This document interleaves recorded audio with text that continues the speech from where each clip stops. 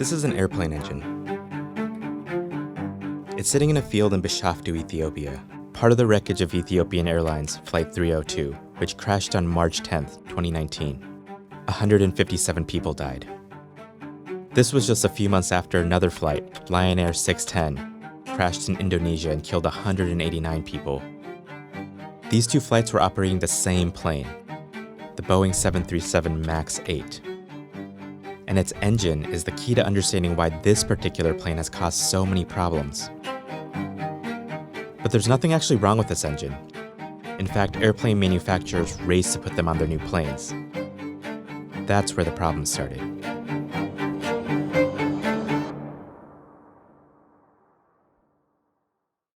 The two biggest airplane manufacturers in the world are Airbus and Boeing, and they have a fierce rivalry.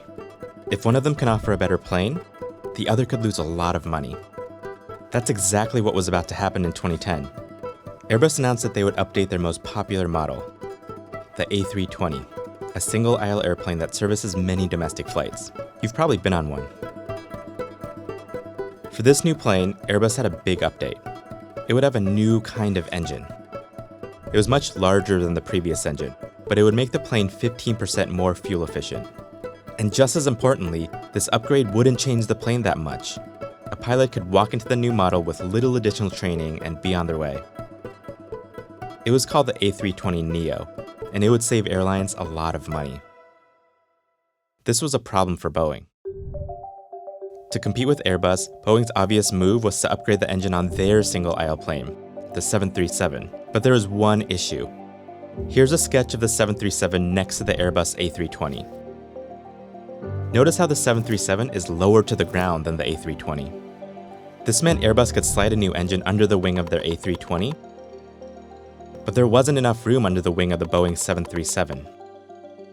But a few months later, Boeing's product development head had big news.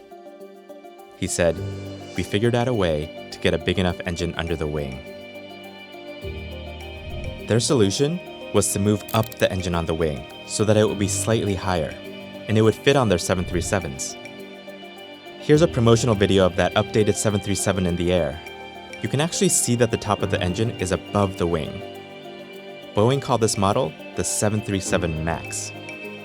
And just like Airbus with the A320, Boeing said that their new plane was so similar to its predecessor that pilots would only need minimal additional training. The 737 MAX became the hottest selling plane on the market. And it helped Boeing keep up with Airbus. Except moving the engine up on the 737 had a side effect. When the 737 MAX was in full thrust, like during takeoff, the nose tended to point too far upward, which could lead to a stall. This was a problem because these planes were supposed to behave exactly like the old ones. So Boeing came up with a workaround.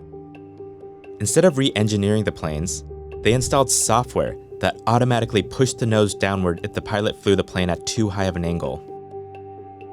They called it the Maneuvering Characteristics Augmentation System, or MCAS.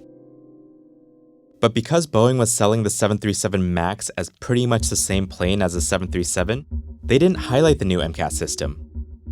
Many pilots only got a 2-hour iPad course before entering the cockpit for the first time. And the training material didn't mention the MCAS software. In 2018, several American pilots complained to the federal government that the 737 MAX was suddenly nosing down. On October 29, 2018, Lion Air Flight 610 took off from Jakarta. In the flight report, which shows the plane's altitude over time, you can see that the plane was in full thrust during takeoff. But at a certain point, the nose of the plane kept lurching downward.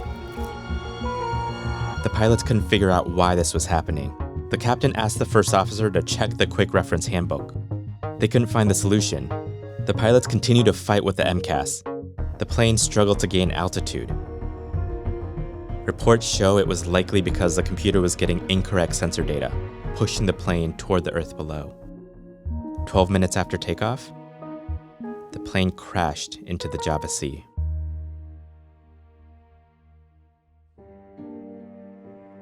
In the Ethiopia crash, the report shows that the pilots were actually able to disable the MCAS, but it was too late to overcome the malfunctioning MCAS sensors. For now, Nearly every 737 MAX 8 in service has been grounded, and the Federal Aviation Administration is facing scrutiny over how they rushed this plane through certification. Boeing's response has been to apply a software update that makes the MCAS less aggressive, while also saying they'll increase pilot training on how to turn it off. This problem started with the company's race to compete with its rival. It pushed them to pretend like their new plane behaved exactly like their old one, even when it didn't.